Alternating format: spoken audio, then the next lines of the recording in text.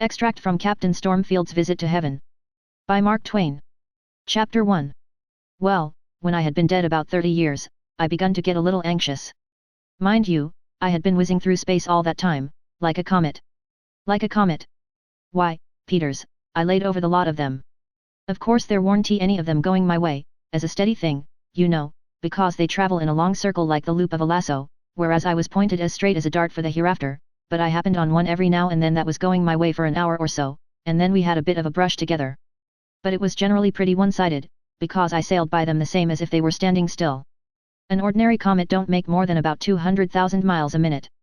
Of course when I came across one of that sort, like Encke's and Halley's comets, for instance, it weren't anything but just a flash and a vanish, you see. You couldn't rightly call it a race. It was as if the comet was a gravel train and I was a telegraph dispatch. But after I got outside of our astronomical system, I used to flush a comet occasionally that was something like. We haven't got any such comets, ours don't begin. One night I was swinging along at a good round gait, everything taut and trim, and the wind in my favor. I judged I was going about 1,000,000 miles a minute, it might have been more, it couldn't have been less, when I flushed a most uncommonly big one about 3 points off my starboard bow. By his stern lights I judged he was bearing about northeast and by north half east. Well, it was so near my course that I wouldn't throw away the chance, so I fell off a point, steadied my helm, and went for him. You should have heard me whiz, and seen the electric fur fly. In about a minute and a half I was fringed out with an electrical nimbus that flamed around for miles and miles and lit up all space like broad day. The comet was burning blue in the distance, like a sickly torch, when I first sighted him, but he begun to grow bigger and bigger as I crept up on him. I slipped up on him so fast that when I had gone about 150 million miles I was close enough to be swallowed up in the phosphorescent glory of his wake, and I couldn't see anything for the glare. Thinks I, it won't do to run into him, so I shunted to one side and tore along. By and by I closed up abreast of his tail. Do you know what it was like? It was like a gnat closing up on the continent of America. I forged along. By and by I had sailed along his coast for a little upwards of 150 million miles, and then I could see by the shape of him that I hadn't even got up to his waistband yet. Why, Peters, we don't know anything about comets, down here. If you want to see comets that are comets, you've got to go outside of our solar system, where there's room for them, you understand. My friend, I've seen comets out there that couldn't even lay down inside the orbits of our noblest comets without their tails hanging over. Well, I boomed along another 150 million miles, and got up abreast his shoulder, as you may say. I was feeling pretty fine, I tell you, but just then I noticed the officer of the deck come to the side and hoist his glass in my direction. Straight off I heard him sing out. Below there, ahoy! Shake her up, shake her up! Heave on 100 million billion tons of brimstone. Aye, sir. Pipe the starboard watch. All hands on deck. Aye, sir. Send 200,000 million men aloft to shake out royals and skyscrapers. Aye, sir. Hand the stunts ls. Hang out every rag you've got. Clothe her from stem to rudder post. Aye, sir. In about a second I begun to see I'd woke up a pretty ugly customer, Peters. In less than 10 seconds that comet was just a blazing cloud of red-hot canvas.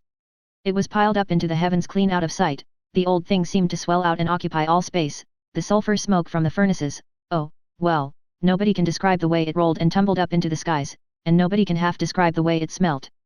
Neither can anybody begin to describe the way that monstrous craft begun to crash along.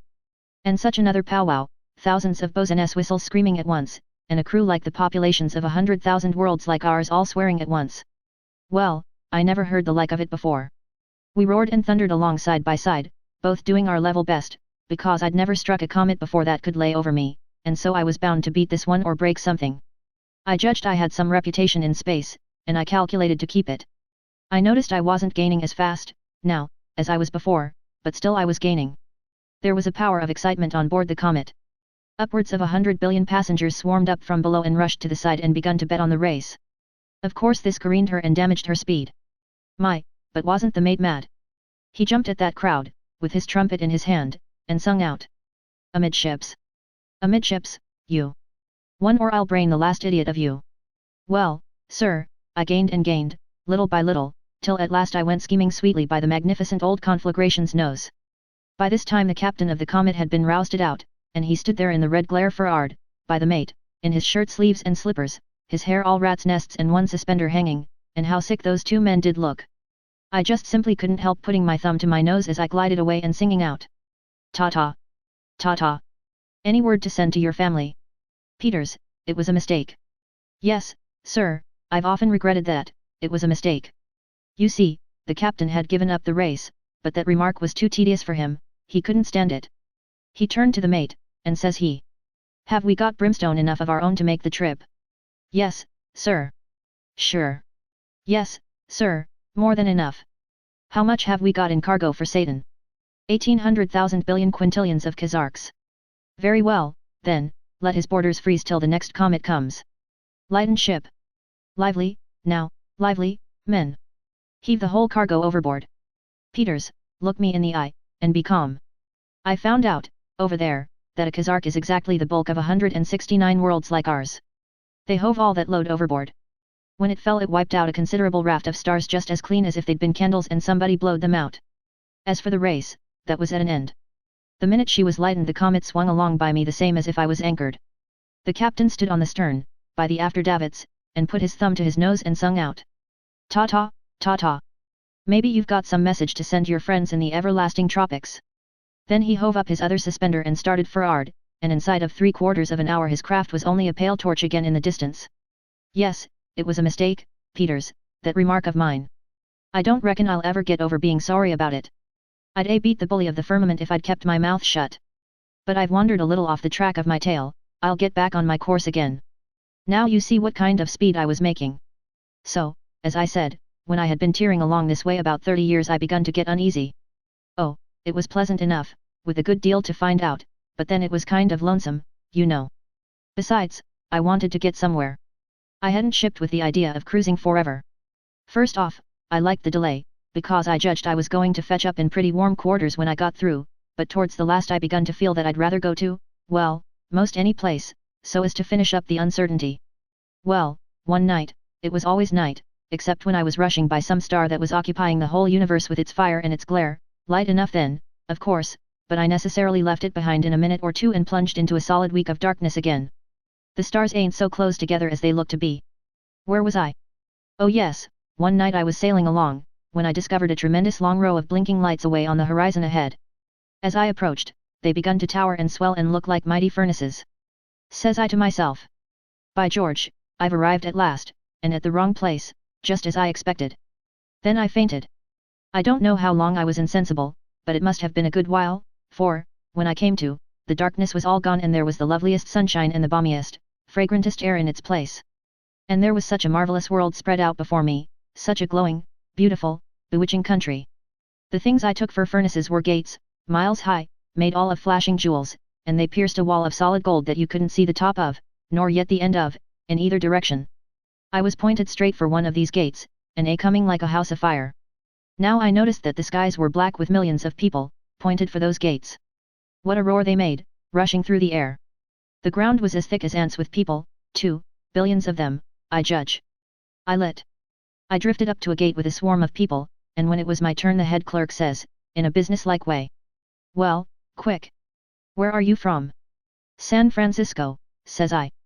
San Fran, what, says he. San Francisco. He scratched his head and looked puzzled, then he says. Is it a planet? By George, Peters, think of it. Planet. Says I, it's a city. And moreover, it's one of the biggest and finest and. There. Says he, no time here for conversation. We don't deal in cities here. Where are you from in a general way? Oh, I says, I beg your pardon. Put me down for California. I had him again, Peters. He puzzled a second, then he says, sharp and irritable. I don't know any such planet, is it a constellation? Oh, my goodness. Says I. Constellation, says you? No, it's a state. Man, we don't deal in states here. Will you tell me where you are from in general, at large, don't you understand? Oh, now I get your idea, I says. I'm from America, the United States of America. Peters, do you know I had him again? If I hadn't I'm a clam. His face was as blank as a target after a militia shooting match. He turned to an underclerk and says. Where is America? What is America? The underclerk answered up prompt and says. There ain't any such orb. Orb? Says I. Why, what are you talking about, young man? It ain't an orb, it's a country, it's a continent. Columbus discovered it, I reckon likely you've heard of him, anyway. America, why, sir, America. Silence. Says the head clerk. Once for all, where are you from? Well, says I don't know anything more to say, unless I lump things, and just say I'm from the world. Ah, says he, brightening up, now that's something like. What world? Peter's, he had me, that time. I looked at him, puzzled, he looked at me, worried. Then he burst out. Come, what world? Says I, why, the world, of course. The world. He says. There's billions of them, next. That meant for me to stand aside. I done so, and a sky blue man with 7 heads and only 1 leg hopped into my place. I took a walk. It just occurred to me, then, that all the myriads I had seen swarming to that gate, up to this time, were just like that creature. I tried to run across somebody I was acquainted with, but they were out of acquaintances of mine just then. So I thought the thing all over and finally sidled back there pretty meek and feeling rather stumped, as you may say. Well, said the head clerk. Well, sir, I says, pretty humble, I don't seem to make out which world it is I'm from. But you may know it from this, it's the one the Savior saved. He bent his head at the name. Then he says, gently. The worlds he has saved are like to the gates of heaven in number, none can count them. What astronomical system is your world in, perhaps that may assist? It's the one that has the sun in it, and the moon, and Mars, he shook his head at each name, hadn't ever heard of them, you see, and Neptune, and Uranus, and Jupiter. Hold on. Says he, hold on a minute. Jupiter, seems to me we had a man from there 800 or 900 years ago, but people from that system very seldom enter by this gate. All of a sudden he begun to look me so straight in the eye that I thought he was going to bore through me. Then he says, very deliberate, did you come straight here from your system? Yes, sir, I says, but I blushed the least little bit in the world when I said it. He looked at me very stern, and says, that is not true, and this is not the place for prevarication. You wandered from your course. How did that happen? Says I, blushing again. I'm sorry, and I take back what I said, and confess. I raced a little with a comet one day, only just the least little bit, only the tiniest lit.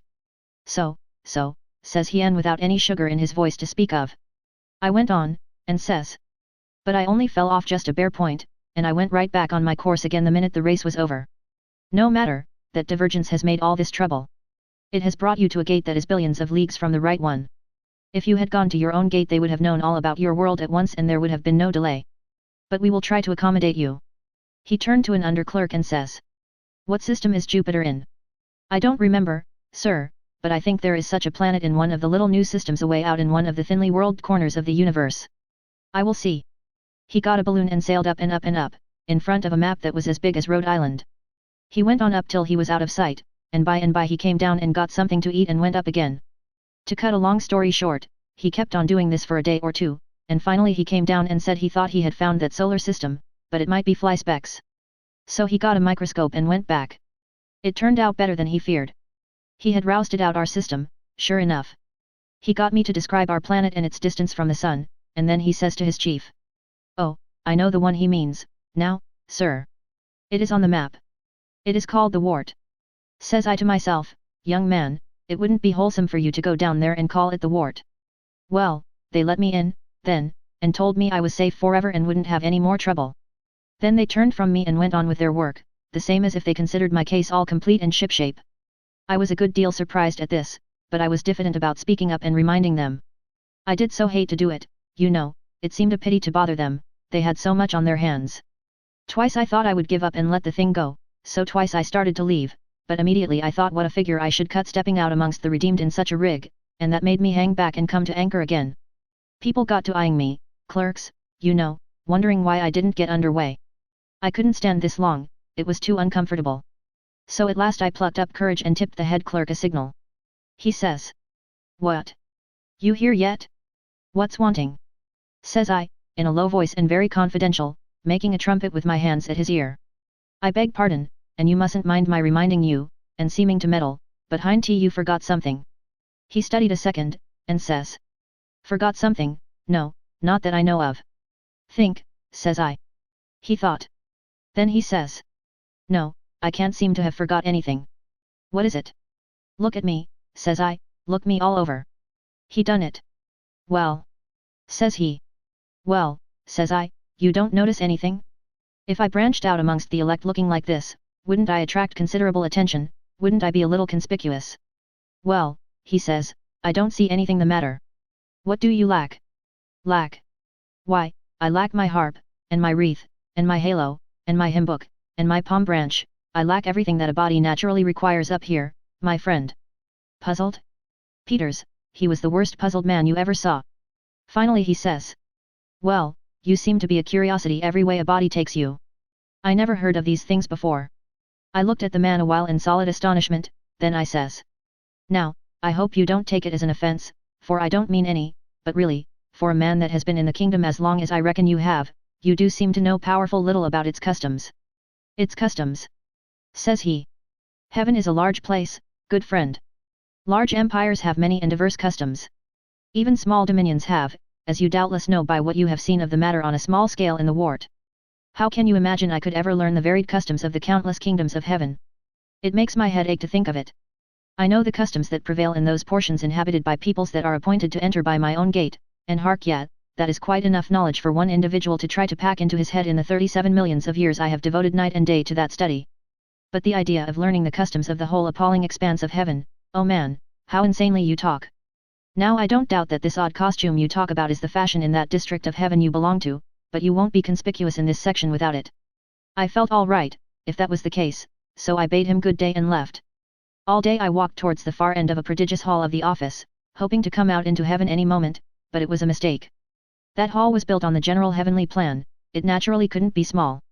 At last I got so tired I couldn't go any farther, so I sat down to rest, and begun to tackle the queerest sort of strangers and ask for information, but I didn't get any, they couldn't understand my language, and I could not understand theirs. I got dreadfully lonesome. I was so downhearted and homesick I wished 100 times I never had died. I turned back, of course. About noon next day, I got back at last and was on hand at the booking office once more. Says I to the head clerk.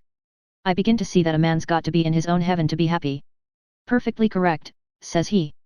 Did you imagine the same heaven would suit all sorts of men? Well, I had that idea, but I see the foolishness of it. Which way am I to go to get to my district? He called the under-clerk that had examined the map, and he gave me general directions.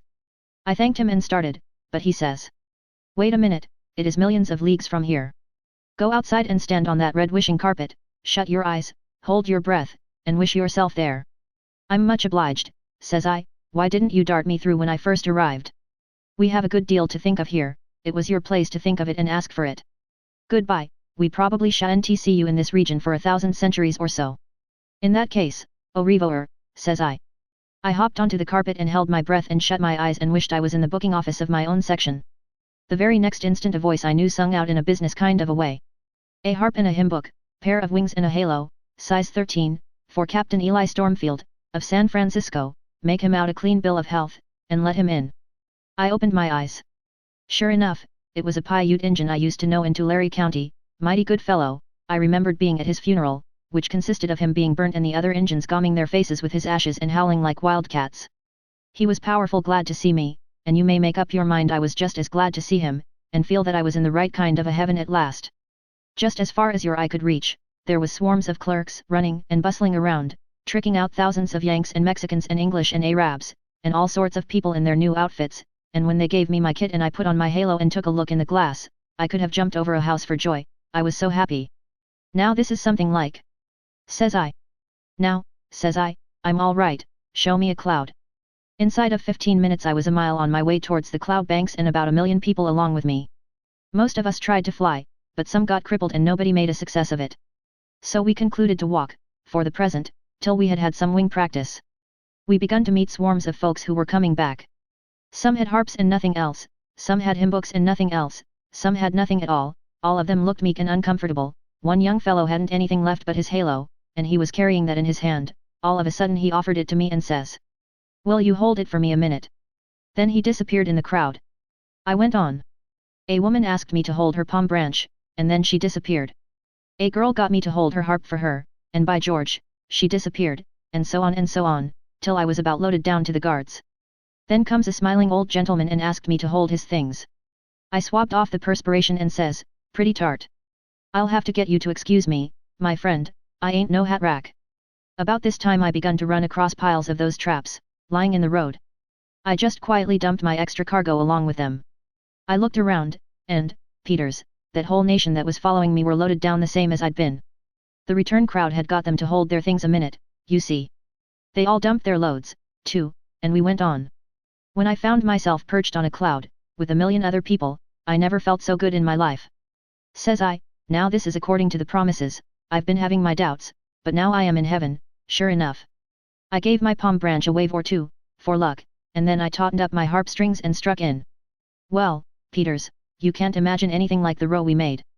It was grand to listen to, and made a body thrill all over, but there was considerable many tunes going on at once, and that was a drawback to the harmony, you understand, and then there was a lot of Injun tribes, and they kept up such another war whooping that they kind of took the tuck out of the music. By and by I quit performing, and judged I'd take a rest.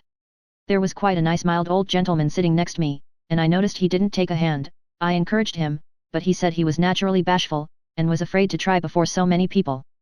By and by the old gentleman said he never could seem to enjoy music somehow.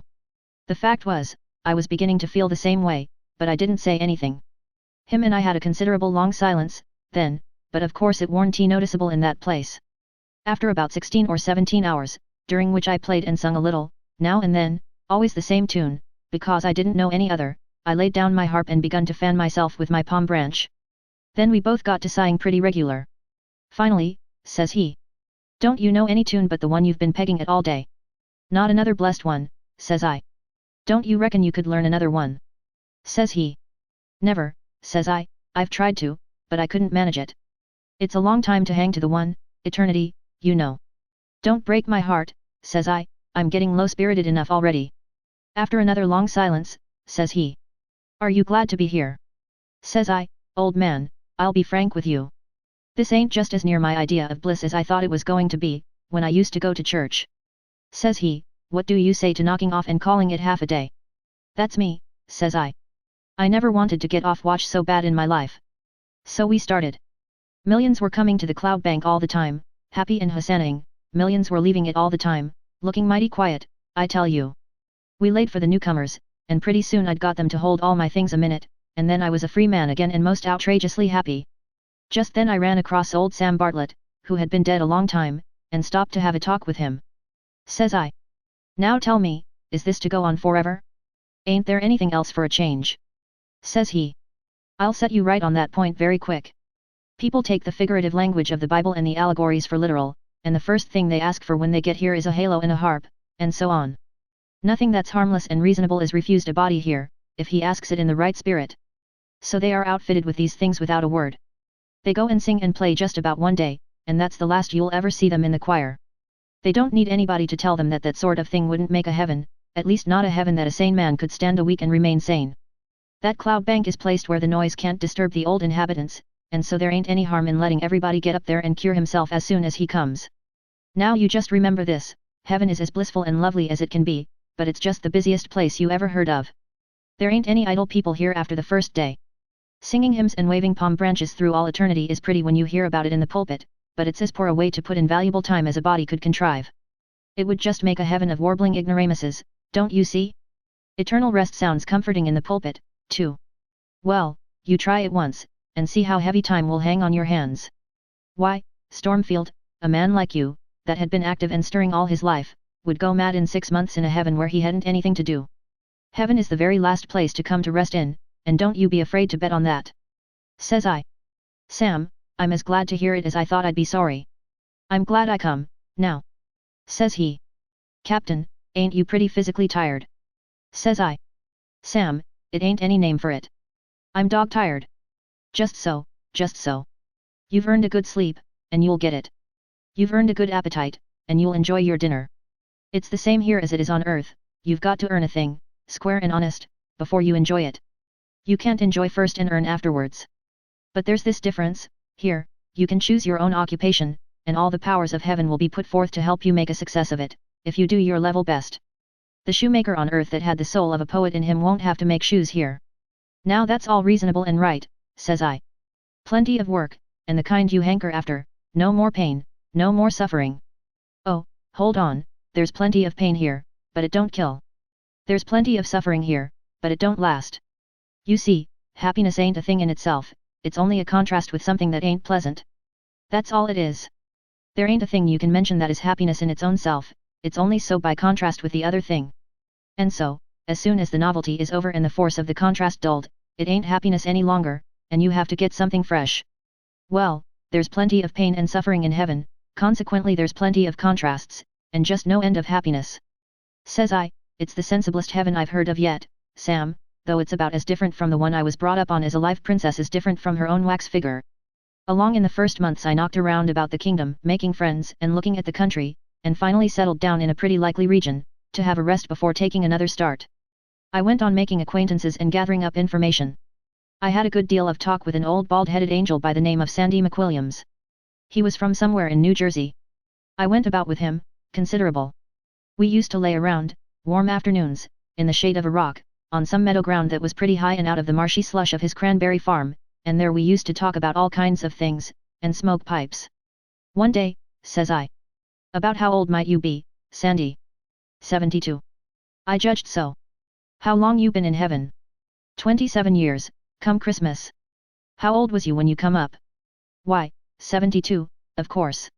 You can't mean it. Why can't I mean it? Because, if you was 72 then, you are naturally 99 now. No, but I ain't. I stay the same age I was when I come. Well, says I, come to think, there's something just here that I want to ask about. Down below, I always had an idea that in heaven we would all be young and bright and spry. Well, you can be young if you want to. You've only got to wish. Well, then, why didn't you wish? I did. They all do. You'll try it, someday, like enough, but you'll get tired of the change pretty soon. Why? Well, I'll tell you. Now you've always been a sailor, did you ever try some other business? Yes, I tried keeping grocery, once, up in the mines, but I couldn't stand it, it was too dull, no stir, no storm, no life about it, it was like being part dead and part alive, both at the same time. I wanted to be one thing or t'other. I shut up shop pretty quick and went to sea. That's it. Grocery people like it, but you couldn't. You see you wasn't used to it. Well, I wasn't used to being young, and I couldn't seem to take any interest in it. I was strong and handsome and had curly hair, yes, and wings, too, gay wings like a butterfly. I went to picnics and dances and parties with the fellows, and tried to carry on and talk nonsense with the girls, but it wasn't any use, I couldn't take to it, fact is, it was an awful bore. What I wanted was early to bed and early to rise, and something to do, and when my work was done, I wanted to sit quiet, and smoke and think, not tear around with a parcel of giddy young kids.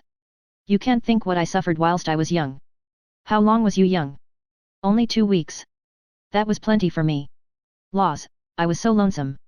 You see, I was full of the knowledge and experience of 72 years, the deepest subject those young folks could strike was only ABC to me. And to hear them argue, oh, my. It would have been funny, if it hadn't been so pitiful. Well, I was so hungry for the ways and the sober talk I was used to, that I tried to ring in with the old people, but they wouldn't have it. They considered me a conceited young upstart, and gave me the cold shoulder. 2 weeks was plenty for me. I was glad to get back my bald head again, and my pipe, and my old drowsy reflections in the shade of a rock or a tree. Well, says I, do you mean to say you are going to stand still at 72, forever? I don't know, and I ain't particular. But I ain't going to drop back to 25 anymore, I know that, mighty well. I know a sight more than I did 27 years ago, and I enjoy learning, all the time, but I don't seem to get any older. That is, bodily, my mind gets older and stronger and better seasoned, and more satisfactory. Says I, if a man comes here at 90, don't he ever set himself back? Of course he does. He sets himself back to 14, tries it a couple of hours, and feels like a fool, sets himself forward to 20, it ain't much improvement, tries 30, 50, 80, and finally 90, finds he is more at home and comfortable at the same old figure he is used to than any other way. Or, if his mind begun to fail him on earth at 80, that's where he finally sticks up here. He sticks at the place where his mind was last at its best, for there's where his enjoyment is best, and his ways most set and established. Does a chap of 25 stay always 25, and look it? If he is a fool, yes. But if he is bright and ambitious and industrious, the knowledge he gains and the experiences he has, change his ways and thoughts and likings, and make him find his best pleasure in the company of people above that age, so he allows his body to take on that look of as many added years as he needs to make him comfortable and proper in that sort of society, he lets his body go on taking the look of age, according as he progresses, and by he will be bald and wrinkled outside, and wise and deep within. Baby's the same. Baby's the same. Laws, what asses we used to be, on earth, about these things. We said we'd be always young in heaven. We didn't say how young, we didn't think of that, perhaps, that is, we didn't all think alike, anyway. When I was a boy of 7, I suppose I thought we'd all be 12, in heaven. When I was 12, I suppose I thought we'd all be 18 or 20 in heaven. When I was 40, I begun to go back. I remember I hoped we'd all be about 30 years old in heaven. Neither a man nor a boy ever thinks the age he has is exactly the best one, he puts the right age a few years older or a few years younger than he is. Then he makes that ideal age the general age of the heavenly people. And he expects everybody to stick at that age, stand stock still, and expects them to enjoy it. Now just think of the idea of standing still in heaven. Think of a heaven made up entirely of hoop-rolling, marble-playing cubs of 7 years, or of awkward, diffident, sentimental immaturities of 19, or of vigorous people of 30, healthy-minded, brimming with ambition, but chained hand and foot to that one age and its limitations like so many helpless galley slaves. Think of the dull sameness of a society made up of people all of one age and one set of looks, habits, tastes, and feelings. Think how superior to it Earth would be, with its variety of types and faces and ages, and the enlivening attrition of the myriad interests that come into pleasant collision in such a variegated society. Look here, says I, do you know what you're doing?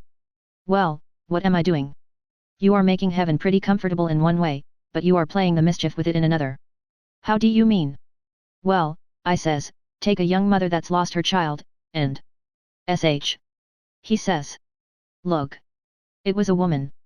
Middle-aged, and had grizzled hair. She was walking slow, and her head was bent down, and her wings hanging limp and droopy, and she looked ever so tired, and was crying, poor thing.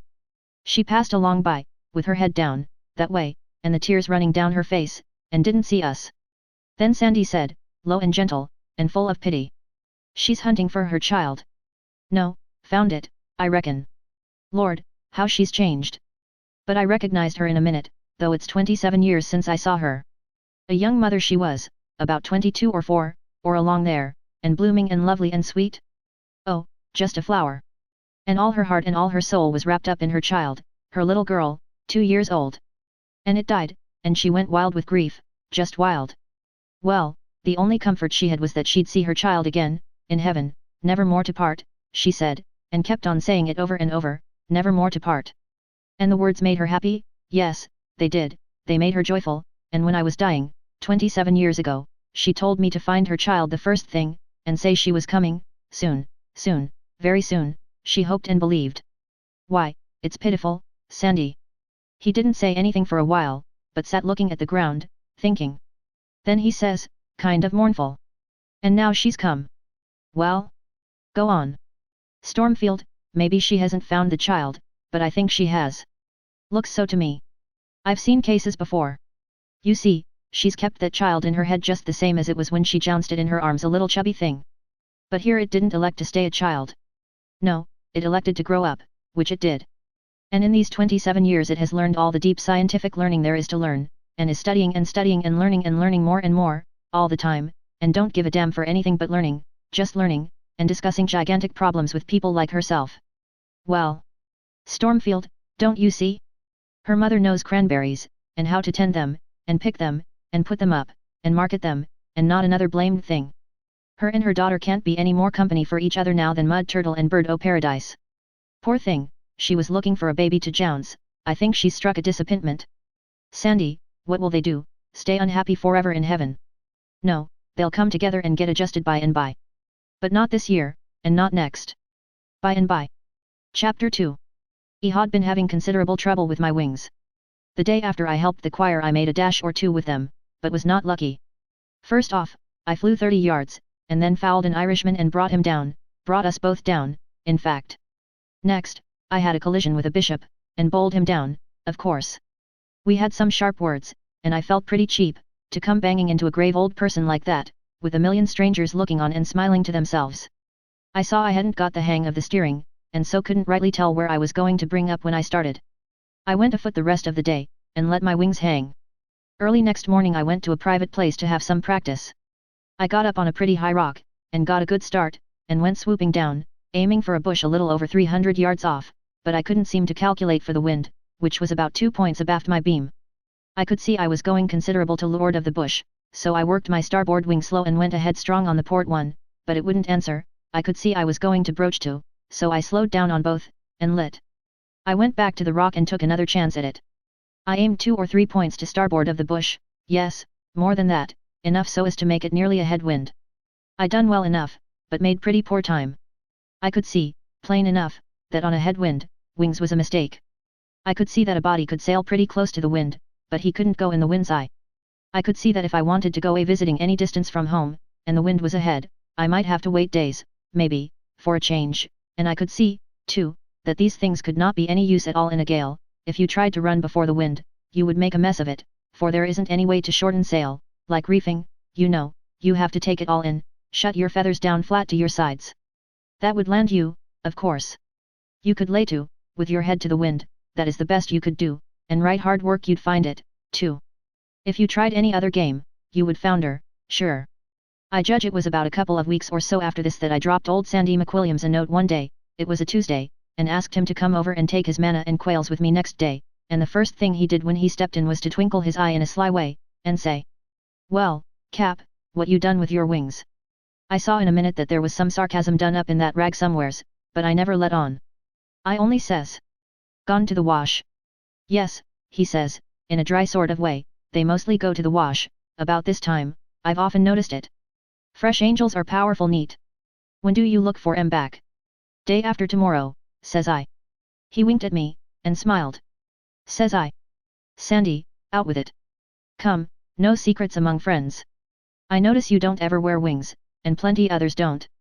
I've been making an ass of myself, is that it? That is about the size of it. But it is no harm. We all do it at first. It's perfectly natural. You see, on Earth we jump to such foolish conclusions as to things up here. In the pictures we always saw the angels with wings on, and that was all right, but we jumped to the conclusion that that was their way of getting around, and that was all wrong. The wings ain't anything but a uniform, that's all. When they are in the field, so to speak, they always wear them. You never see an angel going with a message anywhere without his wings, any more than you would see a military officer presiding at a court-martial without his uniform, or a postman delivering letters, or a policeman walking his beat, in plain clothes. But they ain't to fly with. The wings are for show, not for use. Old experienced angels are like officers of the regular army, they dress plain, when they are off duty. New angels are like the militia, never shed the uniform, always fluttering and floundering around in their wings, butting people down, flapping here and there, and everywhere, always imagining they are attracting the admiring eye. Well, they just think they are the very most important people in heaven. And when you see one of them come sailing around with one wing tipped up and t'other down, you make up your mind he is saying to himself, "I wish Mary Ann in Arkansas could see me now. I reckon she'd wish she hadn't shook me." No, they're just for show, that's all, only just for show. "I judge you've got it about right, Sandy," says I. "Why, look at it yourself," says he. "You ain't built for wings, no man is. You know what a grist of years it took you to come here from the earth, and yet you were booming along faster than any cannonball could go. Suppose you had to fly that distance with your wings, wouldn't eternity have been over before you got here?" "Certainly." "Well, angels have to go to the earth every day, millions of them, to appear in visions to dying children and good people, you know, it's the heft of their business. They appear with their wings, of course, because they are on official service, and because the dying persons wouldn't know they were angels if they hadn't wings, but do you reckon they fly with them? It stands to reason they don't. The wings would wear out before they got halfway, even the pin feathers would be gone, the wing frames would be as bare as kite sticks before the paper is pasted on. The distances in heaven are billions of times greater, angels have to go all over heaven every day, could they do it with their wings alone? No, indeed, they wear the wings for style, but they travel any distance in an instant by wishing. The wishing carpet of the Arabian Nights was a sensible idea, but our earthly idea of angels flying these awful distances with their clumsy wings was foolish. Our young saints, of both sexes, wear wings all the time, blazing red ones, and blue and green, and gold, and variegated, and rainbowed, and ring-streaked and striped ones, and nobody finds fault. It is suitable to their time of life. The things are beautiful, and they set the young people off. They are the most striking and lovely part of their outfit, a halo don't begin. "Well," says I, "I've tucked mine away in the cupboard, and I allow to let them lay there till there's mud." "Yes, or a reception." "What's that?" "Well, you can see one tonight if you want to. There's a barkeeper from Jersey City going to be received." "Go on, tell me about it." "This barkeeper got converted at a Moody and Sankey meeting, in New York, and started home on the ferry boat, and there was a collision and he got drowned. He is of a class that think all heaven goes wild with joy when a particularly hard lot like him is saved, they think all heaven turns out hosanna-ing to welcome them, they think there isn't anything talked about in the realms of the blessed but their case, for that day. This barkeeper thinks there hasn't been such another stir here in years, as his coming is going to raise, and I've always noticed this peculiarity about a dead barkeeper. He not only expects all hands to turn out when he arrives, but he expects to be received with a torchlight procession. I reckon he is disappointed, then. No, he isn't. No man is allowed to be disappointed here. Whatever he wants, when he comes, that is, any reasonable and unsacrilegious thing, he can have. There's always a few millions or billions of young folks around who don't want any better entertainment than to fill up their lungs and swarm out with their torches and have a high time over a barkeeper. It tickles the barkeeper till he can't rest, it makes a charming lark for the young folks, it don't do anybody any harm, it don't cost a rap, and it keeps up the place's reputation for making all comers happy and content. Very good. I'll be on hand and see them land the barkeeper. It is manners to go in full dress. You want to wear your wings, you know, and your other things. Which ones? Halo, and harp, and palm branch, and all that. Well, says I reckon I ought to be ashamed of myself, but the fact is I left them laying around that day I resigned from the choir. I haven't got a rag to wear but this robe and the wings. That's all right. You'll find they've been raked up and saved for you. Send for them. I'll do it, Sandy. But what was it you was saying about unsacrilegious things, which people expect to get, and will be disappointed about? Oh, there are a lot of such things that people expect and don't get. For instance, there's a Brooklyn preacher by the name of Talmage, who is laying up a considerable disappointment for himself. He says, every now and then in his sermons, that the first thing he does when he gets to heaven, will be to fling his arms around Abraham, Isaac, and Jacob, and kiss them and weep on them. There's millions of people down there on earth that are promising themselves the same thing. As many as 60,000 people arrive here every single day, that want to run straight to Abraham, Isaac, and Jacob, and hug them and weep on them.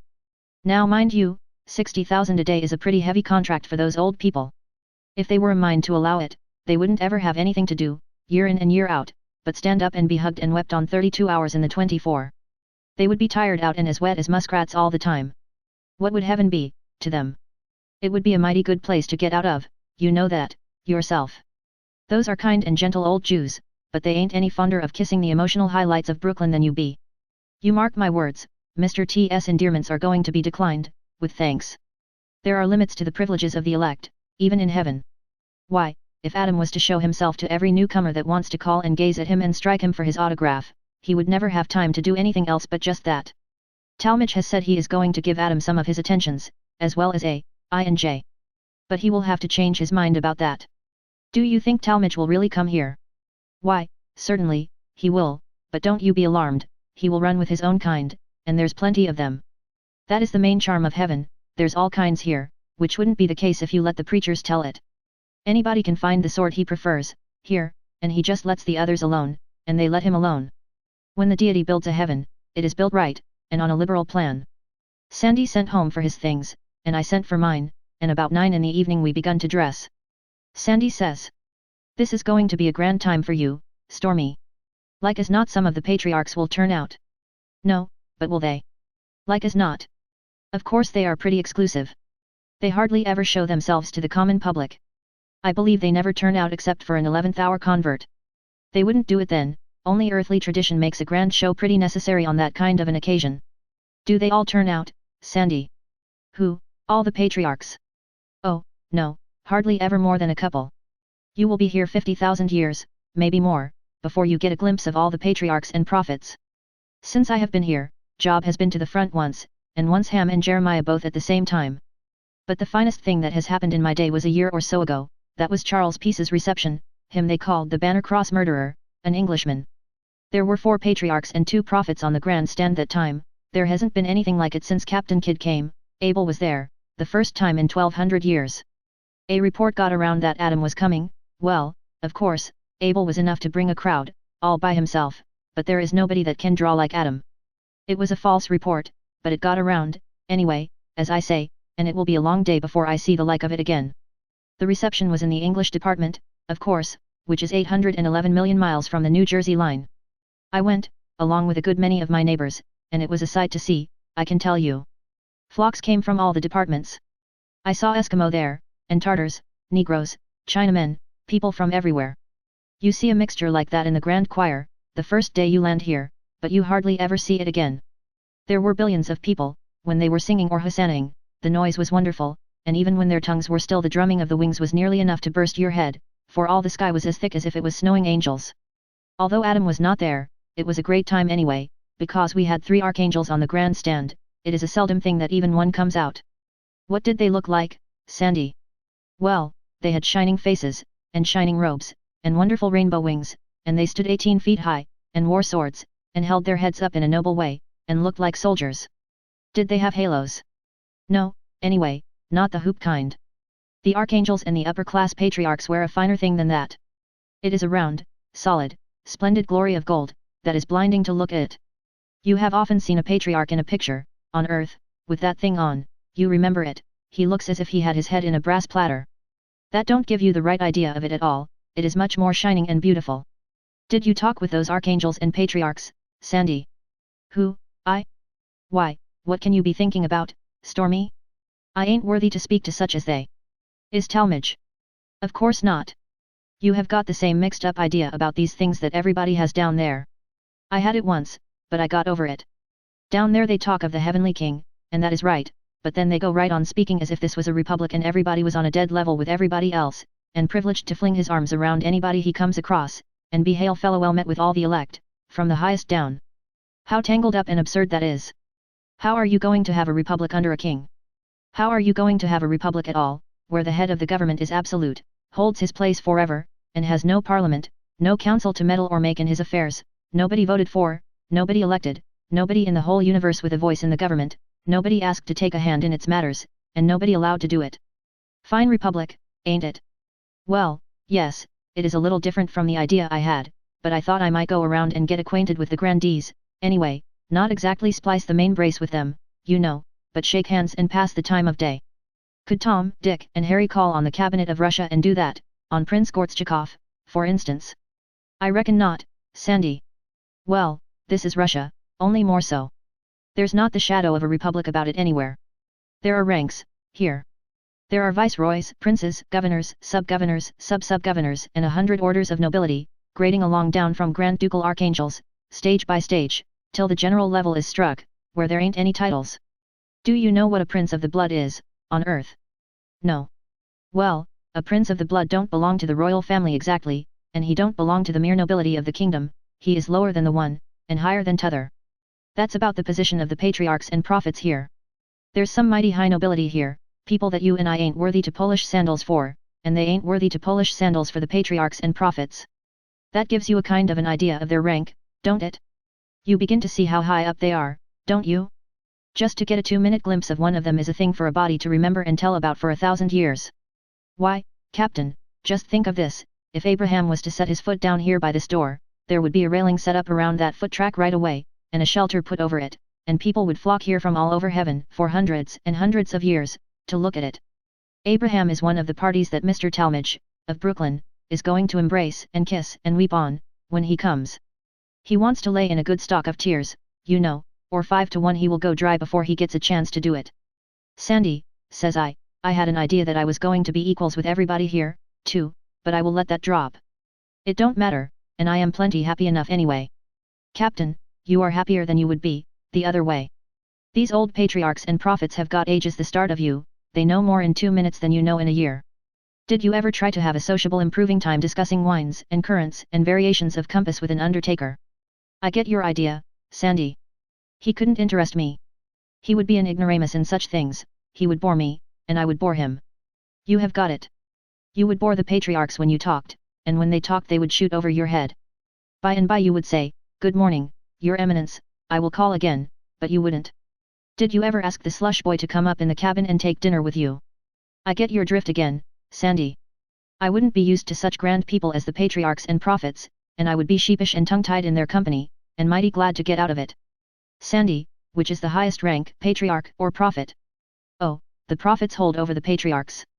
The newest prophet, even, is of a sight more consequence than the oldest patriarch. Yes, sir, Adam himself has to walk behind Shakespeare. Was Shakespeare a prophet?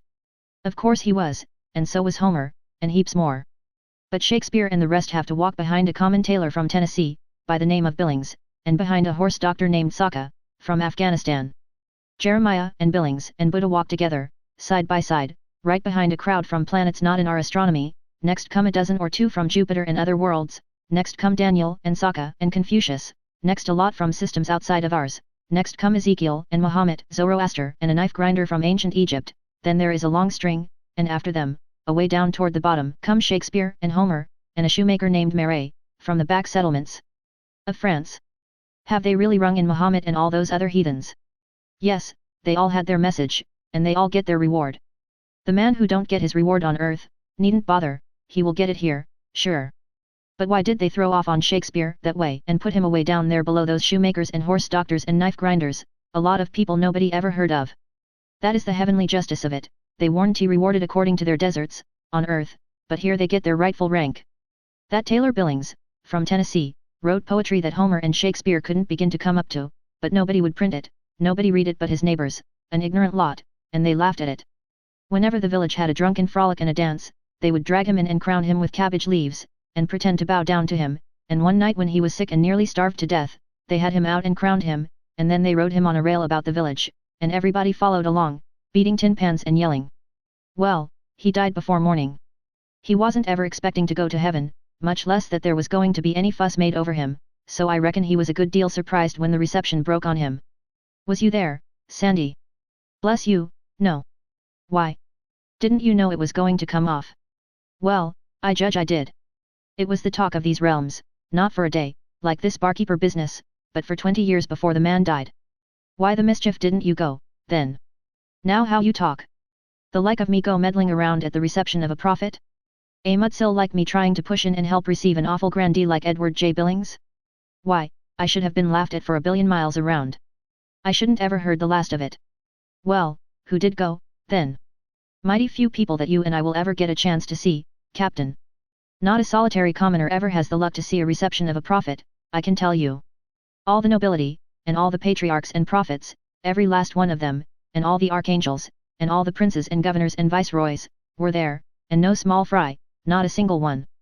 And mind you, I'm not talking about only the grandees from our world, but the princes and patriarchs and so on from all the worlds that shine in our sky, and from billions more that belong in systems upon systems away outside of the one our sun is in. There were some prophets and patriarchs there that ours ain't a circumstance to, for rank and illustriousness and all that. Some were from Jupiter and other worlds in our own system, but the most celebrated were 3 poets, Saa, Bo, and Suf, from great planets in 3 different and very remote systems. These 3 names are common and familiar in every nook and corner of heaven, clear from one end of it to the other, fully as well known as the 80 supreme archangels, in fact, whereas our Moses and Adam and the rest, have not been heard of outside of our world's little corner of heaven, except by a few very learned men scattered here and there, and they always spell their names wrong, and get the performances of one mixed up with the doings of another, and they almost always locate them simply in our solar system, and think that is enough without going into little details such as naming the particular world they are from. It is like a learned Hindu showing off how much he knows by saying Longfellow lives in the United States, as if he lived all over the United States, and as if the country was so small you couldn't throw a brick there without hitting him. Between you and me, it does gravel me, the cool way people from those monster worlds outside our system snub our little world, and even our system.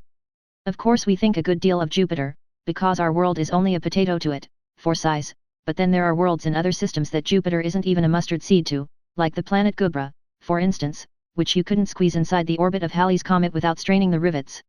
Tourists from Gubra, I mean parties that lived and died there, natives, come here now and then, and inquire about our world, and when they find out it is so little that a streak of lightning can flash clear around it in the 1/8 of a second, they have to lean up against something to laugh. Then they screw a glass into their eye and go to examining us, as if we were a curious kind of foreign bug, or something of that sort. One of them asked me how long our day was, and when I told him it was 12 hours long, as a general thing, he asked me if people where I was from considered it worthwhile to get up and wash for such a day as that. That is the way with those Gubra people, they can't seem to let a chance go by to throw it in your face that their day is 322 of our years long. This young snob was just of age, he was 6 or 7,000 of his days old, say 2 million of our years, and he had all the puppy airs that belong to that time of life, that turning point when a person has got over being a boy and yet ain't quite a man exactly. If it had been anywhere else but in heaven, I would have given him a piece of my mind. Well, anyway, Billings had the grandest reception that has been seen in thousands of centuries, and I think it will have a good effect. His name will be carried pretty far, and it will make our system talked about, and maybe our world, too, and raise us in the respect of the general public of heaven. Why, look here, Shakespeare walked backwards before that tailor from Tennessee, and scattered flowers for him to walk on, and Homer stood behind his chair and waited on him at the banquet. Of course that didn't go for much there, amongst all those big foreigners from other systems, as they hadn't heard of Shakespeare or Homer either, but it would amount to considerable down there on our little earth if they could know about it. I wish there was something in that miserable spiritualism, so we could send them word. That Tennessee village would set up a monument to Billings, then, and his autograph would outsell Satan's. Well, they had grand times at that reception. A small fry noble from Hoboken told me all about it, Sir Richard Duffer, Baronet. What, Sandy, a nobleman from Hoboken? How is that? Easy enough. Duffer kept a sausage shop and never saved a cent in his life because he used to give all his spare meat to the poor, in a quiet way. Not tramps, no, the other sort, the sort that will starve before they will beg, honest square people out of work. Dick used to watch hungry-looking men and women and children, and track them home, and find out all about them from the neighbors, and then feed them and find them work. As nobody ever saw him give anything to anybody, he had the reputation of being mean. He died with it, too, and everybody said it was a good riddance, but the minute he landed here, they made him a baronet, and the very first words Dick the sausage maker of Hoboken heard when he stepped upon the heavenly shore were, "Welcome, Sir Richard Duffer." It surprised him some, because he thought he had reasons to believe he was pointed for a warmer climate than this one. All of a sudden the whole region fairly rocked under the crash of 1101 thunder blasts, all let off at once, and Sandy says, "There, that's for the barkeep." I jumped up and says, "Then let's be moving along, Sandy, we don't want to miss any of this thing, you know." "Keep your seat," he says, "he is only just telegraphed, that is all." "How?" "That blast only means that he has been sighted from the signal station. He is off Sandy Hook. The committees will go down to meet him, now, and escort him in. There will be ceremonies and delays, they won't he coming up the bay for a considerable time, yet. It is several billion miles away, anyway. I could have been a barkeeper in a hard lot just as well as not," says I, remembering the lonesome way I arrived, and how there wasn't any committee nor anything. "I notice some regret in your voice," says Sandy, "and it is natural enough, but let bygones be bygones, you went according to your lights, and it is too late now to mend the thing." "No, let it slide, Sandy, I don't mind. But you've got a Sandy Hook here, too, have you?" "We've got everything here, just as it is below. All the states and territories of the Union, and all the kingdoms of the earth and the islands of the sea are laid out here just as they are on the globe, all the same shape they are down there, and all graded to the relative size, only each state and realm and island is a good many billion times bigger here than it is below." There goes another blast. "What is that one for?" "That is only another fort answering the first one. They each fire 1101 thunder blasts at a single dash. It is the usual salute for an 11th hour guest, 100 for each hour and an extra one for the guest's sex. If it was a woman we would know it by their leaving off the extra gun." "How do we know there's 1101, Sandy, when they all go off at once, and yet we certainly do know. Our intellects are a good deal sharpened up, here, in some ways, and that is one of them. Numbers and sizes and distances are so great, here, that we have to be made so we can feel them. Our old ways of counting and measuring and ciphering wouldn't ever give us an idea of them, but would only confuse us and oppress us and make our heads ache." After some more talk about this, I says, "Sandy, I notice that I hardly ever see a white angel. Where I run across one white angel, I strike as many as 100 million copper-colored ones, people that can't speak English. How is that?" "Well, you will find it the same in any state or territory of the American corner of heaven you choose to go to.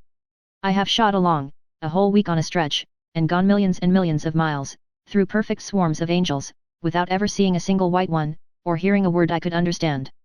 You see, America was occupied a billion years and more, by Indians and Aztecs, and that sort of folks, before a white man ever set his foot in it. During the first 300 years after Columbus's discovery, there wasn't ever more than one good lecture audience of white people, all put together, in America, I mean the whole thing, British possessions and all.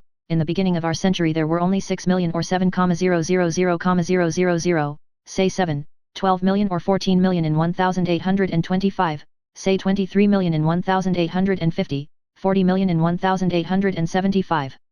Our death rate has always been 20 in 1,000 per annum. Well, 140,000 died the first year of the century, 280,000 the 25th year, 500,000 the 50th year, about a million the 75th year. Now I am going to be liberal about this thing, and consider that 50 million whites have died in America from the beginning up to today. Make it 60, if you want to, make it 100 million, it's no difference about a few millions one way or t'other. Well, now, you can see, yourself, that when you come to spread a little dab of people like that over these hundreds of billions of miles of American territory here in heaven, it is like scattering a 10-cent box of homeopathic pills over the Great Sahara and expecting to find them again. You can't expect us to amount to anything in heaven, and we don't, now that is the simple fact, and we have got to do the best we can with it. The learned men from other planets and other systems come here and hang around a while, when they are touring around the kingdom, and then go back to their own section of heaven and write a book of travels, and they give America about 5 lines in it. And what do they say about us? They say this wilderness is populated with a scattering few 100,000 billions of red angels, with now and then a curiously complected diseased one. You see, they think we whites and the occasional nigger are Injuns that have been bleached out or blackened by some leprous disease or other, for some peculiarly rascally sin, mind you. It is a mighty sour pill for us all, my friend, even the modestest of us, let alone the other kind, that think they are going to be received like a long-lost government bond, and hug Abraham into the bargain. I haven't asked you any of the particulars, Captain, but I judge it goes without saying, if my experience is worth anything, that there wasn't much of a hurrah made over you when you arrived, now was there? Don't mention it, Sandy, says I, coloring up a little, I wouldn't have had the family see it for any amount you are a mind to name. Change the subject, Sandy, change the subject. Well, do you think of settling in the California Department of Bliss? I don't know. I wasn't calculating on doing anything really definite in that direction till the family come. I thought I would just look around, meantime, in a quiet way, and make up my mind.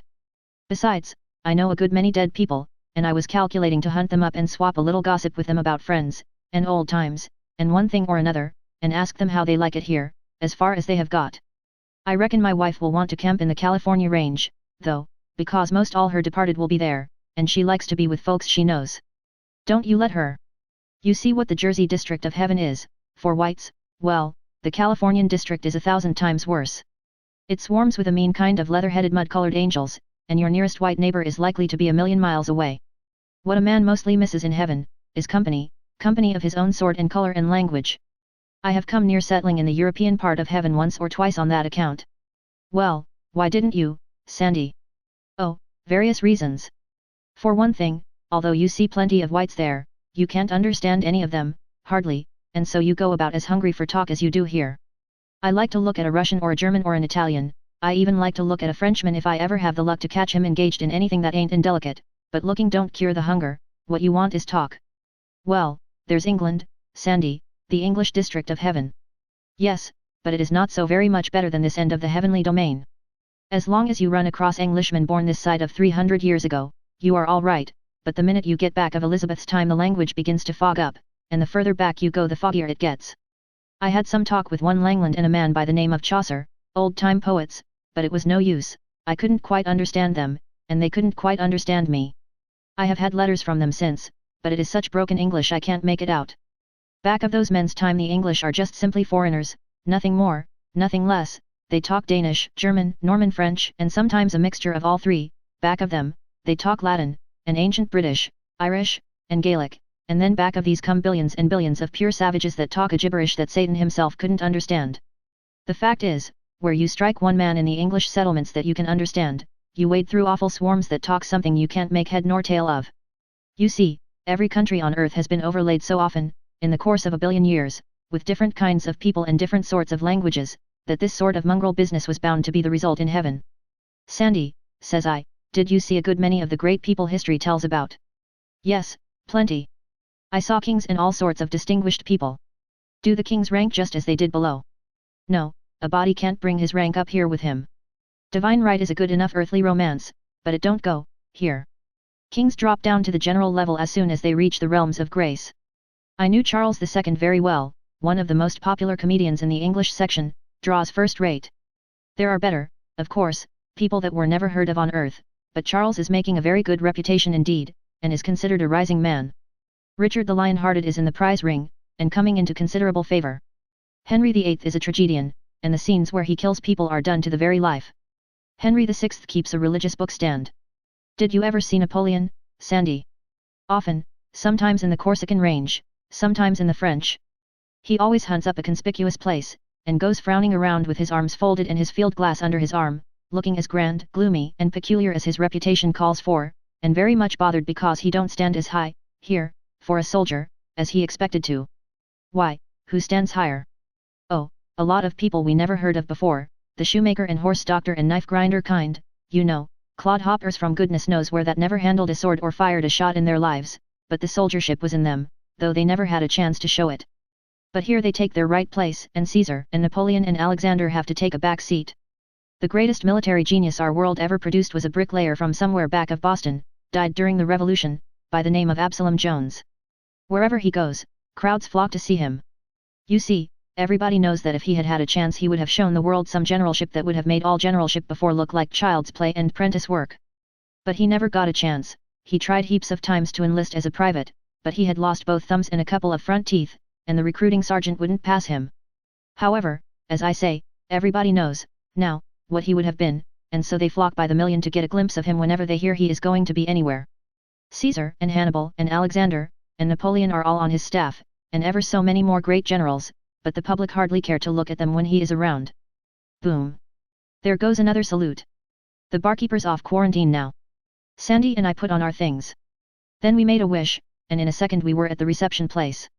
We stood on the edge of the ocean of space, and looked out over the dimness, but couldn't make out anything. Close by us was the grandstand, tier on tier of dim thrones rising up toward the zenith. From each side of it spread away the tiers of seats for the general public. They spread away for leagues and leagues, you couldn't see the ends. They were empty and still, and hadn't a cheerful look, but looked dreary, like a theater before anybody comes, gas turned down. Sandy says. We'll sit down here and wait. We'll see the head of the procession come inside away off yonder pretty soon, now. Says I. It's pretty lonesome, Sandy, I reckon there's a hitch somewheres. Nobody but just you and me, it ain't much of a display for the barkeeper. Don't you fret, it's all right. There'll be one more gunfire, then you'll see. In a little while we noticed a sort of a lightish flush, away off on the horizon. Head of the torchlight procession, says Sandy.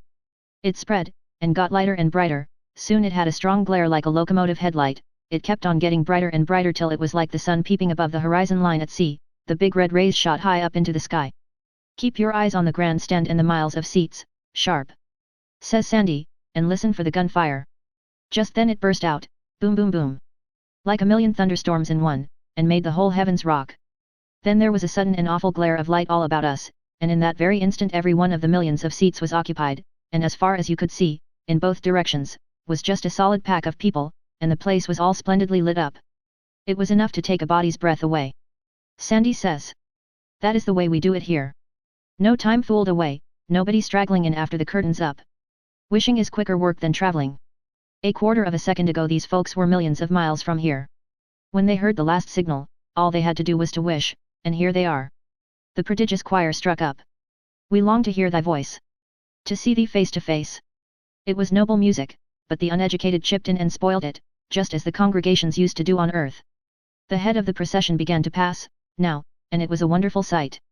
It swept along, thick and solid, 500,000 angels abreast, and every angel carrying a torch and singing. The whirring thunder of the wings made a body's head ache. You could follow the line of the procession back, and slanting upward into the sky, far away in a glittering snaky rope, till it was only a faint streak in the distance. The rush went on and on, for a long time, and at last, sure enough, along comes the barkeeper, and then everybody rose, and a cheer went up that made the heavens shake, I tell you. He was all smiles, and had his halo tilted over one ear in a cocky way, and was the most satisfied looking saint I ever saw. While he marched up the steps of the grandstand, the choir struck up. The whole wide heaven groans. And waits to hear that voice. There were 4 gorgeous tents standing side by side in the place of honor, on a broad-railed platform in the center of the grandstand, with a shining guard of honor round about them. The tents had been shut up all this time. As the barkeeper climbed along up, bowing and smiling to everybody, and at last got to the platform, these tents were jerked up aloft all of a sudden, and we saw 4 noble thrones of gold, all caked with jewels, and in the 2 middle ones sat old white-whiskered men, and in the 2 others a couple of the most glorious and gaudy giants, with platter halos and beautiful armor. All the millions went down on their knees, and stared, and looked glad, and burst out into a joyful kind of murmurs. They said, 2 archangels, that is splendid. Who can the others be? The archangels gave the barkeeper a stiff little military bow, the 2 old men rose, one of them said, Moses and Esau welcome thee. And then all the 4 vanished, and the thrones were empty. The barkeeper looked a little disappointed, for he was calculating to hug those old people, I judge, but it was the gladdest and proudest multitude you ever saw, because they had seen Moses and Esau. Everybody was saying, did you see them? I did. Esau's side face was to me, but I saw Moses full in the face, just as plain as I see you this minute. The procession took up the barkeeper and moved on with him again, and the crowd broke up and scattered. As we went along home, Sandy said it was a great success, and the barkeeper would have a right to be proud of it forever. And he said we were in luck, too, said we might attend receptions for 40,000 years to come, and not have a chance to see a brace of such grand moguls as Moses and Esau. We found afterwards that we had come near seeing another patriarch, and likewise a genuine prophet besides, but at the last moment they sent regrets. Sandy said there would be a monument put up there, where Moses and Esau had stood, with the date and circumstances, and all about the whole business, and travellers would come for thousands of years and gawk at it, and climb over it, and scribble their names on it. The end.